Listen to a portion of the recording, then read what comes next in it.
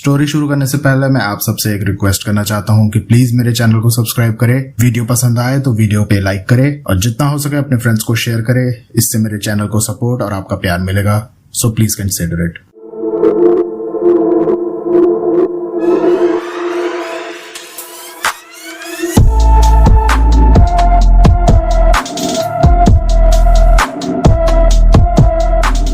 Tattoo बनवाया sir, बोलते कि ये मैं और तू है। और इसकी ड्रेसिंग सेंस होती है, रेड कपड़े होते हैं और बिल्कुल ऐसे कपड़े, बिल्कुल जाली वाले कुछ कपड़े होते हैं, ट्रांसपेरेंट कपड़े, जिसमें मतलब सब कुछ आर पार दिखता है, ऐसे कपड़े की अपीयरेंस होती है। और रात रात को मतलब कि शमशान घाट लेके चली जाएगी। हेलो एवरीवन, खमागणी and welcome to the world of stories. आ गया फिर से मैं आप लोगों के सामने एक और नया रियल सुपरनेचुरल एक्सपीरियंस लेकर। क्या आपने कभी सोचा है कि एक स्पिरिट आपके पास 24 आवर्स रहे और आप जो उससे कहो वो कर दे, जो उससे मांगो वो ला दे?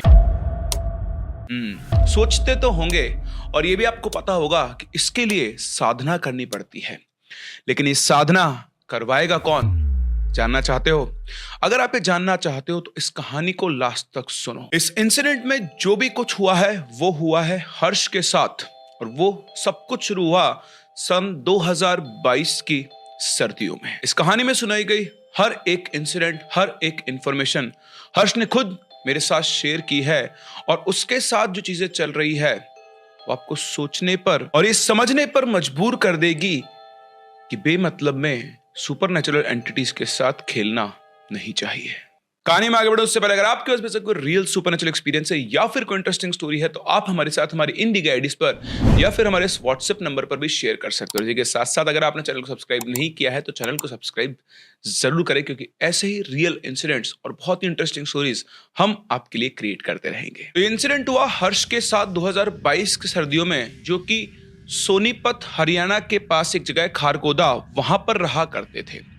वहां के लोग ये कहते हैं कि आज भी उनकी जमीनों के नीचे कहीं ना कहीं सोना दबा हुआ है, और अगर वहां कोई ठीक से खुदाई करे पता करके तो उसे सोना मिल सकता है। अभी जो हर्ष था और उसका दोस्त, ये दोनों क्या करते हैं, इन दोनों को ना सुपरनेचुरल में, पैरानॉर्मल में बहुत इंटरेस्ट था। तो ये दोनों दोस्त जाकर एक वीजी बोर्ड, जिसे हम लोग ओइजा बोर्ड भी बोल देते हैं, तो वो एक वीजी बोर्ड जुगाड़ते हैं और ये दोनों दोस्त डिसाइड करते हैं कि हम मिलकर एक वीजी बोर्ड से खेलेंगे। अब कई लोग जो वीजी बोर्ड से खेलते हैं, कई कई दिनों तक उन्हें कोई रिस्पॉन्स नहीं मिलता है, लेकिन पता नहीं इन दोनों की किस्मत क्या थी कि पहले ही दिन उनका कनेक्शन एक स्पिरिट से हो गया। मतलब पहले दिन ओके रिपोर्ट। जिस स्पिरिट से उनका कनेक्शन होता है वो उससे पूछते हैं कि तुम अब अच्छी आत्मा हो या बुरी, तो वो हमेशा उन्हें अच्छी आत्मा बताती थी। हमेशा से मतलब ये कि रेगुलर उसके कांटेक्ट में रहते थे। उस स्पिरिट का नाम तन्वी था और उसने ये भी बताया कि वो हिसार साइड रहती थी। अब इन लोगों को उससे बात करते हुए 2-3 दिन गुजर चुके थे। हर दिन ये उसको उसी वीजी बोर्ड के थ्रू बुलाया करते थे। 2-3 दिन के बाद वो बोली कि मुझे किसी के शरीर में आना है। उसने इसके दोस्त की तरफ इशारा किया, हर्ष के दोस्त की तरफ, कि मैं इसके शरीर में आऊंगी और तुम चिंता मत करो, मैं किसी को कुछ नहीं करूंगी। यार इन लोगों ने पूछा कि भाई तू आना क्यों चाहती है? तो वो बोली कि बस ऐसे ही भटकती रहती हूँ, कुछ इच्छाएं पूरी कर लूंगी, उसके लिए इंसानी शरीर चाहिए। अभी दोस्त लोग डरते तो थे नहीं, तो इनका एक दोस्त है आदर्श, उसने बोला अच्छा चल ठीक है, आजा तू मेरे शरीर में आजा। तो वो कहती है कि ऐसे बोलने से मैं तेरे शरीर में नहीं आऊंगी, मुझे तेरे शरीर में लाने के लिए एक प्रक्रिया करनी पड़ेगी, उसके बाद ही मैं तेरे शरीर में आ सकती हूँ। अब विडंबना देखो, बुरी आत्माएं तो बिना किसी परमिशन के शरीर में आ जाती है, या अच्छी आत्मा को परमिशन दे दी तो भी प्रक्रिया करनी पड़ेगी। बताओ, अच्छाई का तो ना जमाना ही नहीं बचा है। खैर, तो उन्होंने बोला भाई बता क्या प्रोसेस करनी। तो उसने कहा कि जमीन में 5 पतासे और 5 लौंग का एक गोला बनाओ, बीच में एक दिया जला दो, और बस 3 मिनट के अंदर मैं इसके शरीर में आ जाऊंगी, और एक बार अगर मैं आ गई उसके बाद तो फिर मैं कभी भी आ सकती हूँ। उसकी बात सुनकर लोगों ने काफी डिस्कस किया, और एक दूसरे से डिस्कस करने के बाद आदर्श ने कहा चल ठीक है। इसके बाद उसने जैसा कहा था वैसा आदर्श ने किया, और वाकई में 3 मिनट के अंदर अंदर एकदम से आदर्श के शरीर में कपकपाहट हुई, और वो जो तन्वी थी वो उसके शरीर में आ गई। अब उसके शरीर में आने के बाद उसने कुछ भी नहीं किया, सब ओके रिपोर्ट। उसने अच्छे से हर्ष से बात की ये चेक करने के लिए कि वाकई में वो आ गई है। उसने तन्वी से कहा कि उस सामने रखे बर्तन हिला के दिखाए, तो आप मानोगे नहीं, उसने दूर से ही रखे हुए बर्तन को नीचे गिरा दिया। ये देखकर हर्ष बहुत खुश हुआ कि यार ये तो बढ़िया है, ओके रिपोर्ट है, अब तन्वी आदर्श के शरीर में आ चुकी है। अब इसके बाद वो हर रोज 10-15 मिनट के लिए आदर्श के शरीर में आ जाती थी। वो इनसे बातचीत करती और उस टाइम पर इनसे वो खाने की चीजों की डिमांड करती थी। अब जब भी तन्वी आती थी तो शुरू में तो क्या ना, ये लोग उसे बुलाते थे। अच्छा, आते हमेशा वो वीजी बोर्ड के थ्रू ही थी, लेकिन फिर उसने क्या कहते हैं ना, इनको परेशान करना भी शुरू कर दिया था। मतलब परेशान इन द सेंस ऐसे नहीं कि कुछ गलत करती थी, मतलब बार बार आती थी, बार बार डिमांडें करना। पहले 5-5, 10 मिनट के लिए आती थी, फिर आधे आधे 1-1 घंटे के लिए आने लग गए और उसकी डिमांड्स बहुत बढ़ गई थी। खैर, अब जब कुछ दिन गुजर गए तो फिर हर्ष ने सोचा कि यार अगर ये आत्मा है तो इसके पास शक्तियां तो होगी, तो हम एक काम करते हैं, इससे ये पूछते हैं कि जमीन में सोना कहां पर मिलेगा, क्योंकि इतना उन्हें पता था कि इनके आसपास के एरिया में सोना दबा हुआ है। अब जब वो दोबारा आई आदर्श के शरीर में तो हर्ष ने उससे पूछा कि भाई तू एक बात बता, हमको सोना कहां मिलेगा। तो उसने इनके घर के पास एक मंदिर है, उसमें एक जगह बताई और बोला तुम वहां जाओ, वहां खोदो, तुमको वहां सोना मिलेगा। अब अधूरा ज्ञान होता है नाश बराबर। उसने इनको पूरी बात नहीं बताई, सिर्फ ये बताया कि वहां पर सोना मिलेगा। अब ये भाई साहब चले गए रात को 12-1 बजे, फावड़ा, गैंती, पेचकस लेके। अच्छा, उससे पहले उन्होंने क्या किया, मंदिर का जो पुजारी था, क्योंकि मंदिर में घुस नहीं सकते थे, उससे बात की कि हमको सपने आते हैं और हमें सपने में एक शक्ति ने बताया है कि यहां सोना मिलेगा। अब अगर सोना हमको मिला तो हम इसे कुछ हिस्सा तुझे भी दे देंगे। उनकी बात सुनकर पुजारी को आ गया लालच। उसने बोला चलो ठीक है। उसने उनको परमिशन दे दी और वो भी इन लोगों के साथ वहीं पर पहुंच गया। अब ये लोग पहुंचे और वहां पर इन लोगों ने खुदाई करना शुरू किया। थोड़ा खोदने पर इन्हें एक ईंट की परत दिखाई दी। उन्होंने उस परत को तोड़ा, फिर उसके बाद फिर से मिट्टी आई, फिर से एक और ईंट की परत आई। अब जैसे ये ईंट की परत पर उन्होंने फावड़ा चलाया, फावड़ा चलाते ही फावड़ा टूट गया। इन्हें संकेत मिलने लग गया कि मत खोदो, लेकिन फिर भी ये वापस घर गए और दूसरा फावड़ा लेकर आए। वो लाके मारा, वो भी टूट गया, बिल्कुल नया। फिर पेचकस मारा, पेचकस टूट गया। अब जब ये सब हुआ, 3 बार चीजें टूट गई, तो पंडित ने बोला, वो घबरा गया, बोला तुम लोग ना यहां से कुछ नहीं लेना है ना, कुछ नहीं चाहिए, जाओ यहां से, निकलो। अब पंडित जब इतना घबरा गए, ये भी घबरा गए, तो ये लोग वहां से आ गए। पर इनको समझ में नहीं आया कि सब टूटा कैसे। फिर जब उन्होंने पता किया इस जगह के बारे में, तो इन्हें एक लड़का मिला जिसका नाम जीतू था। उसने बताया कि सेम जगह पर हमने भी खोदा था। इनका एक दोस्त था जो साधना वगैरह किया करता था और उसे पता लगा था कि यहां पर सोना है। तो जब ये लोग वहां पर पहुंचे और इन्होंने खुदाई शुरू की, तो उसमें से 4 जिन निकले। जो लड़का खोद रहा था ना, वो एकदम से बेहोश हो गया और वहीं के वहीं खत्म हो गया। और जीतू का कान जिन ने काट दिया और उसका कान जो है ना, वो आज भी कटा हुआ है, वैसा का वैसा ही। इसके बाद वो जिन ने उस लड़के को, जो साधक था, उससे बोला कि ये हमारा सोना है, इसे हाथ भी मत लगाना। तब इनको ये बात समझ में आई कि क्या हुआ इनके साथ और ये बच गए। लेकिन यहीं से हर्ष को इन चीजों में इंटरेस्ट बढ़ गया।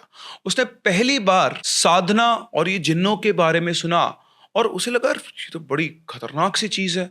और जब तन्वी ने बताया और सोना मिलने की बात हुई, ऑल्दो उसने उन्हें ये नहीं बताया कि जहां सोना मिलेगा वहां पर जिन्न बैठे हुए हैं, लेकिन फिर भी यहां से हर्ष का इन सुपर नेचुरल चीजों के अंदर इंटरेस्ट बढ़ गया।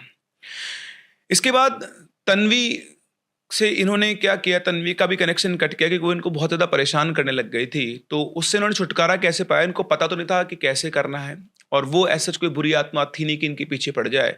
तो उन्होंने उसके आने का रास्ता बंद कर दिया। तो जो वीजी बोर्ड था वो इन्होंने जला दिया और जलाने के बाद तन्वी का चैप्टर अपने आप ही खत्म हो गया। उसके बाद दोबारा कभी तन्वी आदर्श के शरीर में नहीं आई। अब आता है मार्च 2024। तो हर्ष की बाइक के स्पेयर पार्ट्स की रिटेल शॉप है और इनके पापा का ऐसा हिसाब है, देखो इसके पापा मेन शॉप के ओनर हैं, पर इनका हिसाब ऐसा है कि अगर हर्ष से छोटी सी भी गलती हो जाती है तो इसके पापा इसको भगा देते हैं कि अब तू दुकान पर मत आना।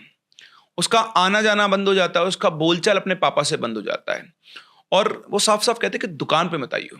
तो इस बार इनकी लड़ाई जो है बड़ी लंबी चल गई, 4-5 महीने तक। इनके फादर ने इनको दुकान में घुसने नहीं दिया। तो इनका एक फ्रेंड है जिसने कहा कि यार देख, तेरे पिताजी से लड़ाई तो चल रही है, पर एक गुरुजी है उनके पास चल, वो तेरी दुकान में एंट्री करवा देंगे और वो भी एक ही दिन में। और उसकी बात सुनकर ये उनके पास गया। उन्होंने हर्ष से इनके पापा का नाम, इनकी मम्मी का नाम, इनका एड्रेस पूछा, और मतलब दुकान का एड्रेस पूछा। और आप मानोगे नहीं, 2 दिन में उसकी एंट्री शॉप में करा। उसके पापा खुद उसको बुलाने आ गए।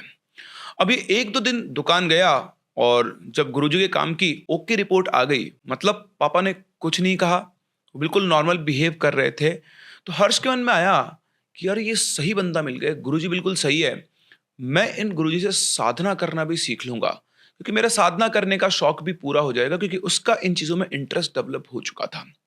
तो ये गुरुजी के पास गया और बताया कि गुरुजी मैं साधना करना चाहता हूं, कि आप मुझे सिखा सकते हो। तो थोड़ी देर बातचीत करने के बाद, समझने के बाद उन्होंने कहा कि ठीक है, मैं तेरी साधना करवा दूंगा, लेकिन यहां नहीं होगी, तुझे बाण गंगा चलना पड़ेगा। तो हर्ष तैयार हो गया, बोला ठीक है, मुझे तो साधना करनी है, आप बोलो मैं बाण गंगा चल लूंगा। फिर उन्होंने कहा कि तू फिर ना दुकान पे नहीं जा पाएगा, वहां चलेगा, साधना करेगा, तो तेरे को तुरंत दुकान से छुट्टी लेनी पड़ेगी। तो उसने बोला कि ये सब मैं देख लूंगा गुरुजी, आप तो बस मेरी साधना करवा दो। तो गुरुजी बोले ठीक है, चल तेरी एक छोटी साधना करवा देता हूं, वो तेरे साथ रहेगी 24 घंटे, और जो तू बोलेगा वो करेगी, जो तू मांगेगा वो तुझे लाके दे देगी। तो हर्ष बोला बढ़िया है, ओके की रिपोर्ट है, इससे ज्यादा क्या चाहिए। अभी हर्ष, इनके गुरुजी, एक अघोरी और उनके साथ के 2 और बंदे, ये पहुंचते हैं रात में 1 बजे, प्रोसेस शुरू करते हैं।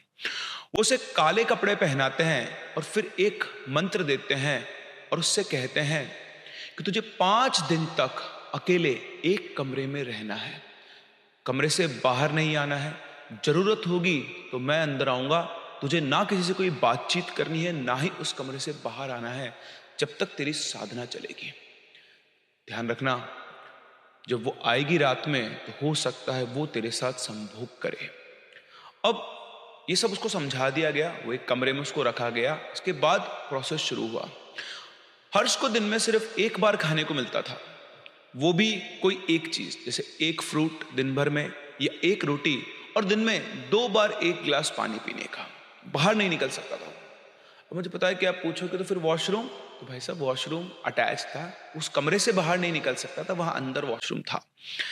खैर चलिए, रात के समय 3-4 घंटे तक ये मंत्र पढ़ता था, और इस तरह से एक एक करके उसके 4 दिन गुजर गए। अब यहां पर इन दिनों में उसके साथ एक अजीब बात होती थी। उसे एक काली धोती पहनाई गई थी, तो जब वो पहले दिन सोया तो उसने अपनी उस काली धोती में 2 गांठें बांध रखी थी। फिर रात में अचानक से उसकी आंख खुली तो उसने देखा कि उसकी धोती खुली हुई है, अपने आप उसकी धोती की गांठें खुल गई थी। वो उठा, उसने वापस से अपनी धोती में गांठ बांधी, उसने टाइट से 4 गांठ लगा दी और सो गया। और सुबह जब वो वापस उठा तो वो गांठें वापस से खुली हुई थी। उसे लग गया था कि उसकी धोती की गांठ खुल रही, लेकिन उसे ऐसा कुछ फील नहीं हुआ। बट वो अच्छे से जानता था कि वो जो गांठ उसने बांधी है ना, वो बहुत टाइट है और नॉर्मल आसानी से खुल नहीं सकती। और अगर कोई उस गांठ को खोलने की कोशिश करेगा तो उसे उसका एहसास तो होना चाहिए। लेकिन सुबह उसको वो गांठें अपने आप खुली हुई मिलती थी। अब अगली रात उसने क्या किया, अपनी धोती में 10 गांठें बांध ली, और 10 गांठें बांधने के बाद वो वापस से होके सो गया। लेकिन फिर से वही हुआ, उसकी आंख बाद में खुली और उसकी धोती पहले ही खुल चुकी थी। वो चाहे कितनी भी टाइट और कितनी भी गांठें बांध ले, वो उसे खुली हुई मिलती थी और उसे कुछ फील नहीं होता था। अब जब लास्ट दिन था तो अचानक से उसके कमरे में खुशबू सी फैल गई, और फिर उसे एक लड़की की झलक दिखी, प्रॉपर झलक। एक बहुत ही सुंदर गोरी सी लड़की, लाल ड्रेस पहने, और वो लाल ड्रेस बिल्कुल ट्रांसपेरेंट थी जिसमें उसका शरीर दिख रहा था। 2-3 सेकंड्स के लिए उसे दिखी और फिर एकदम से गायब हो गई। पार्थ की उससे कोई बात नहीं हुई, कोई वचन नहीं हुआ, जैसा गुरुजी ने बताया था साधना के समय पर होता है। जब सुबह हुई तो वो गुरुजी के पास गया और उसने गुरुजी को सारी बात बताई। गुरुजी ने कहा कि कोई बात नहीं, वो आ जाएगी तो चिंता मत कर। इसके बाद ये लोग वापस लौट गए। अब आने के बाद गुरुजी ने उसे अपनी जगह पर बिठाया, अपनी गद्दी पर, जहां वो खुद बैठकर साधना किया करते थे, ताकि उसके शरीर में थोड़ी और एनर्जी आ जाए। लेकिन फिर भी कोई बात नहीं बनी। वो बस उसे दिखती थी और उसके बाद गायब हो जाती थी। कोई वचन नहीं हुआ, कोई बातचीत नहीं हुई। फिर इसके बाद गुरुजी ने उसको शमशान में भेजा अघोरी के साथ। अघोरी उसको एक शमशान में लेकर जाता रात को 12 बजे के आसपास। वो उसे वहीं छोड़ देता और 3:30 बजे उसे लेने वापस आ जाता और हर्ष वहीं बैठकर शमशान में साधना किया करता था। लेकिन फिर भी कोई सफलता नहीं, कोई वचन नहीं हुआ। वो उसे अब बस प्रॉपर दिखने लग गई थी। बट सिस्टम कुछ ऐसा था कि वो अपनी मर्जी से दिखती थी और मर्जी से गायब हो जाती थी। ऐसा नहीं था कि ये उसे बुलाएगा और वो आ जाएगी। अब इसके बाद वो जो गुरुजी थे वो बेसिकली बिहार के छपरा एरिया से थे और उनके यहाँ किसी कुछ कहा सुनी हो गई तो वो एकदम से बिना किसी को कुछ बताए बिहार चले गए और हर्ष का इनसे लिंक कट हो गया। ना उनका फोन लग रहा था ना कुछ, और अब हर्ष सिर्फ अपने सहारे पर, अपने भरोसे पर था। उसकी जितनी भी वो टूटी फूटी साधना हुई थी, इतना तो उसे भी समझ में आ गया था कि वो कंप्लीट नहीं हुई है। और अब गुरुजी के चले जाने के बाद शुरू होती है हर्ष की जिंदगी में असली बर्बादी। और वहां से आने के बाद हर्ष ने दुकान जाने की कोशिश की, लेकिन उसके पापा ने मना कर दिया कि ऐसे थोड़ी चलेगा, तो 10-10 दिन के लिए गायब हो जाएगा और फिर मुंह उठा के दुकान पर चला आएगा। तो तेरा काम समझ, तेरा देखना है जो देख ले, आज के बाद तो दुकान पे नहीं आएगा। उसका दुकान जाना बंद हो गया, वो फ्री हो गया और अब वो हर्ष को प्रॉपर दिखने लग गई थी, लेकिन आती वो अपनी मर्जी से ही थी। अब हर्ष को भी खाने पीने का तो शौक था, तो एक दिन वो आधी बोतल दारू की और आधा किलो चिकन अपने लिए लेकर आया और अपने कमरे में आके बैठा। और जैसे ही वो बैठा, वो आ गई और आकर वो उससे बोलती है, नहीं ये नहीं खाएगा तू। अब हर्ष चौंक गया, लेकिन उसने हर्ष को ना बोल दिया, ना पीने दिया और ना खाने दिया। तो हर्ष को लगा यार शायद इसे पसंद नहीं होगा, तो उसने बोतल अंदर रख दी और चिकन घर के फ्रिज में रख दिया कि कोई ना कोई बना के खा ही लेंगे बाद में। अब इसके थोड़ी देर बाद वो आई और बोली, जा और लेकर आ। अब हर्ष हैरान हो गया। उसने हर्ष से 2 बोतल दारू और 2 किलो चिकन मंगाया और फिर छक्के उसने दारू पी। आप समझ ही गए होंगे किसने दारू पी। अब इसका रोज का हो गया, रोज 2 बोतल दारू और 2-2.5 किलो चिकन। अब आप समझ सकते हो कि अगर रोज कोई इतना पी खा रहा है तो पैसा किस रेट से जाएगा। और कुछ ऐसा ही हर्ष के साथ होने लगा। पापा ने शॉप पे आने से मना कर दिया, पापा से पैसे मिलना बंद हो गए और इनकम का कोई दूसरा सोर्स उसका था नहीं, लेकिन रोज खाने पीने के लिए पैसा तो चाहिए। अब हर्ष इस चीज पे काबू भी नहीं पा सकता था कि कंट्रोल अब उसके हाथ में था ही नहीं। अब जब पैसे खत्म होने लगे तो पैसों का जुगाड़ भी उसी एंटिटी ने करवाया। आप सोच रहे होंगे कैसे? तो वो उसे ऐसे लोगों से मिलवाने लगी जो ब्याज पर पैसे देते थे, 10%, 20% ब्याज पे, 30% ब्याज पे पैसे ले रहा है। वो हर्ष से कहती कि ऐसे ऐसे वहां जाना और वहां ये आदमी मिलेगा और जो तुम उसे बोलोगे तुम्हें पैसे दे देगा। और होता भी ऐसा ही। वो जाता, उस आदमी से बोलता, बिना किसी जान पहचान के भी वो उसे पैसे दे देता। और इस तरह से अप्रैल 2024 से लेकर आज तक, मतलब अभी से थोड़े टाइम पहले तक, अभी मान के चल सकते हो जनवरी फरवरी तक की बात है, मतलब तो 1 साल हो गया इस चीज को, उसके ऊपर 5 लाख रुपए का कर्जा हो गया था और कर्जा अभी भी चल ही रहा है। मतलब उसका पूरा कर्जा चुका नहीं है। और इतना ही नहीं, अगर हर्ष कोई काम करने की कोशिश करता, जॉब करने की, तो उसे जॉब भी नहीं करने देती, बोले तू पढ़ा रहे बस आराम से और खा पी रोजाना। अब हर्ष ने सोचा कि यार ऐसा चलेगा, कर्जा भी बहुत सारा हो गया, यहाँ रहा और पापा को पता लग गया ये कर्जा है तो भाई साहब वो तो मार मार के चमड़ी उधेड़ देंगे, मैं यहाँ से निकलता हूँ। उसने सोचा, तो उसने अपना फोन और कुछ सामान बेचकर इधर उधर से थोड़ा अमाउंट सेटल किया और वो चंडीगढ़ चला गया कि वहां जाके कुछ काम करूंगा, सेटल होऊंगा, क्योंकि वैसे भी घर में रहकर आखिर कब तक वो ये सब कुछ कर पाता। तो ओके की रिपोर्ट, चंडीगढ़ जाने को भाई साहब तैयार। अब जब ये चंडीगढ़ पहुंचा तो उसकी जेब में करीबन 25-30 हजार रुपए थे और वो उस एंटिटी को पता लग गए। पता लगते वो आई और 4 दिन में पूरे पैसे उड़वा दिए और हर्ष जी वापस पहुंच गए अपने घर। अब बस ये चाहते थे कि हर्ष दिन भर घर में पड़ा रहे, दारू पीता रहे, चिकन खाता रहे, मतलब नॉनवेज खाता रहे। घर पहुंचने के बाद इसके पापा को पता लग गया कि भाई साहब इस लड़के ने तो मार्केट से पैसे उठा रखे और वो भी ब्याज के ऊपर, और वो भी 20% ब्याज से भी ज्यादा के ऊपर पैसे उसने उठा रखे हैं। तो इसके पापा ने पकड़ के इसको बढ़िया से धो दिया। अब धोने पीटने के बाद उसने क्या किया, इसके पापा के ऊपर असर दिखाना कि कैसे मारा इसको। तो उसने क्या किया, इनकी दुकान का काम बिल्कुल ठप कर दिया। इनके सारे मिस्त्री काम छोड़कर भाग गए।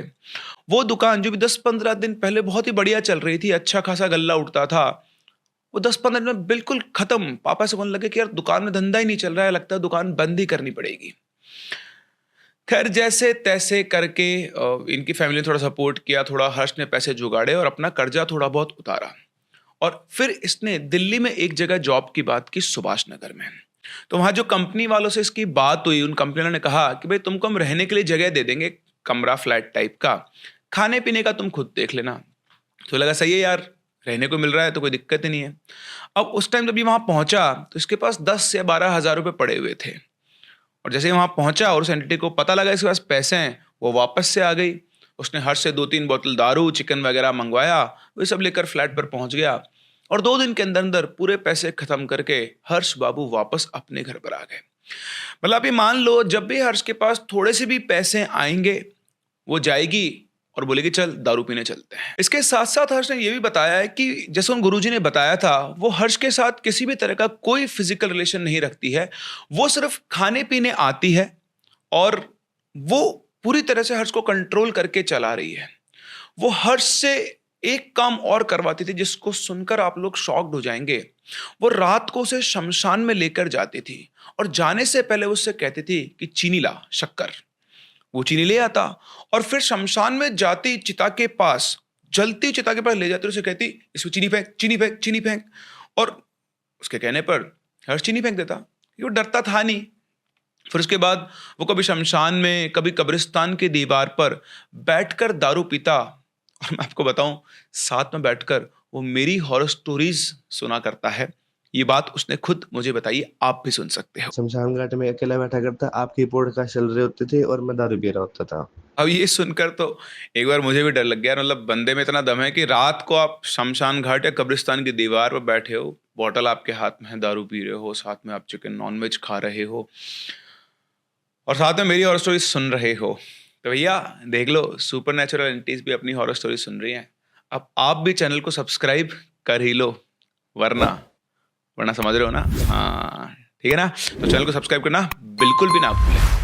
चलिए, यहाँ पर एक और सरप्राइजिंग बात जो है, जो हर्ष के साथ हो रही है, वो है उसके टैटूज, जिनकी इमेज अभी आप स्क्रीन पर देख सकते हो। हर्ष को टैटू बनवाने का बिल्कुल भी शौक नहीं है, लेकिन उसके हाथों पर स्कल्स के टैटू बने हुए हैं। और ये टैटू वो खुद नहीं बनवाता है। ये टैटू वो जब रात को पी लेता है या किसी भी टाइम शाम को जब वो आ जाती है, दिन में शाम को कोई टाइम फिक्स नहीं है, वो जब भी आती है, इसके पास पैसे होते हैं, नहीं होते तो पैसे जुगड़वाती है। मतलब बेसिकली आप ये बोल लो कि वो इसके पास खाने पीने के लिए आती है। जब ये बिल्कुल नशे में धुत हो जाता है तो वो इसे किसी टैटू आर्टिस्ट के वहां ले जाती है। वहां पर जाके उसको बताती है, रहती तो इसके शरीर में, इससे बुलवाती है सब कुछ, ये बोलता है और वैसे वैसे वो टैटू बना देता है। तो लेकिन आप जितने भी टैटू देख रहे हो, सब टैटू ऐसे खतरनाक से स्कल्स बने हुए हैं, हड्डियां हैं। और इनमें से एक टैटू ऐसा है जिसके लिए वो ये कहती है कि हम दोनों की निशानी है। टैटू बनवाया था और बोलते कि ये मैं और तू है, जब तू मर जाएगा तो ये इसको याद रखियो, ये मैं और तू है। और हर्ष इस मुसीबत से अभी भी बाहर नहीं निकला है और कोई निकाल भी शायद उसे नहीं पा रहा है या निकाल भी नहीं सकता है। ये सब अभी भी हर्ष के साथ चल रहा है। वो उसे कंट्रोल करती है, वो उसकी कोई बात नहीं सुनती। उसने आज तक इसकी कोई विश पूरी नहीं की है। जैसा कि उसके गुरुजी ने बताया था कि जो कहेगा वो कर देगी। वो तो जब उसका मन आता है तब दिखती है और इससे बोलती है। हर्ष ने थोड़ी बहुत कोशिश की इसे हटाने की, बट कोई इसे हटा नहीं पा रहा है। और मैं आपको से बताऊं, हर्ष को भी इससे डर नहीं लगता जैसा उसने बताया है, इसलिए उसने भी ज्यादा हाथ पैर नहीं मारे हैं। जो चल रहा है उसके लिए ठीक है। लेकिन दिक्कत उसको यह है कि जिस हिसाब से वो दारू पीता है, चिकन खाता है और रात को शमशान घाट या कब्रिस्तान में बैठे बैठे 1-2 डिब्बी सिगरेट पी जाता है, उसकी हेल्थ पर तो इस चीज का असर हो ही रहा है। अब ये सब कुछ सुनकर आप लोग सोच रहे होंगे कि यार ये जो एंटिटी है क्या।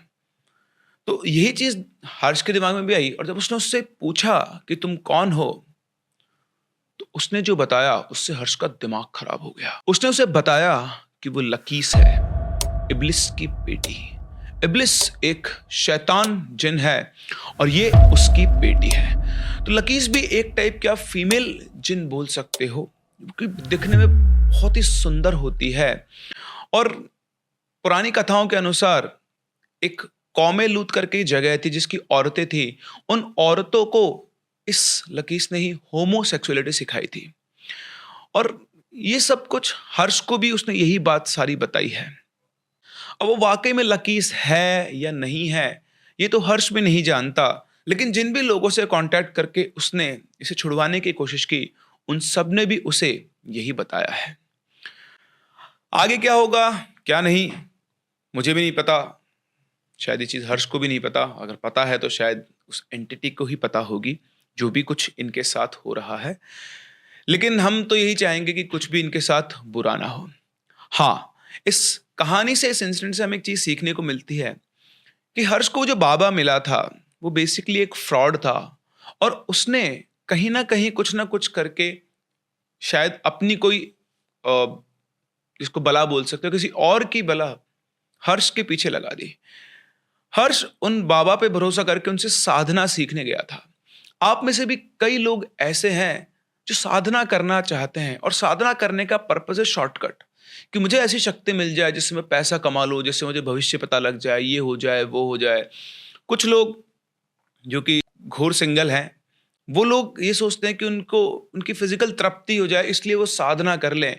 क्योंकि कई वीडियो से, कई किताबों से आपको ये सुनने को मिलता है कि कुछ ऐसी एंटिटीज होती हैं जो आपकी फिजिकल डिमांड्स को पूरा कर सकती हैं, बट ये सब सही रास्ते नहीं है। This is not the way. मतलब there is no free lunch in this world. आपको क्या लगता है, बाई चांस चलो मान लो आपको ऐसा सही आदमी मिल गया, उसने आपको साधना करवा दी और उसने आपके एक ऐसे एंट्री सिद्ध भी करवा दी, तो भाई कोई आपको फ्री में खुश क्यों करेगा? अगर कोई आपको कुछ दे रहा है तो वो आपसे कुछ ना कुछ मांगेगा भी, है ना? भगवान थोड़े ना वो कि बस दिए जाएंगे आपको। हर किसी का अपना अपना एक स्वार्थ है। तो सबसे पहली बात, इन चीजों से दूर रहें। अगर साधना करें, उनके साधना करने वालों के पर्पस अलग होते हैं, आपका उसमें कोई लेना देना नहीं है। आप समझते नहीं, आपके पास और भी बहुत सारी चीजें हैं। और दूसरा, ऐसे हर किसी से जाके आप यूं नहीं कह सकते, कोई आके आपसे कहे भी कि मैं तेरी साधना करवा दूंगा, तो जब तक आप उस इंसान को डेप्थ में नहीं जानते हो, बिल्कुल भी विश्वास नहीं करना चाहिए, जैसा इस केस में हर्ष ने किया। उस बाबा ने उसका एक काम कर दिया, उसे लगा यार सही आदमी मेरी साधना करवा देगा, पर भैया वो अपना उल्लू सीधा करके चला गया है। और दुनिया में आपको ऐसे ही लोग मिलते हैं, इसलिए सतर्क रहें, सावधान रहें, और देखते रहें ऐसी हॉरर स्टोरीज, ऐसी रियल कहानियां लोगों की जो उनके साथ घट रही है मेरे साथ। हम लोग मिलते हैं अपने अगले वीडियो में, तब तक के लिए keep loving and keep listening.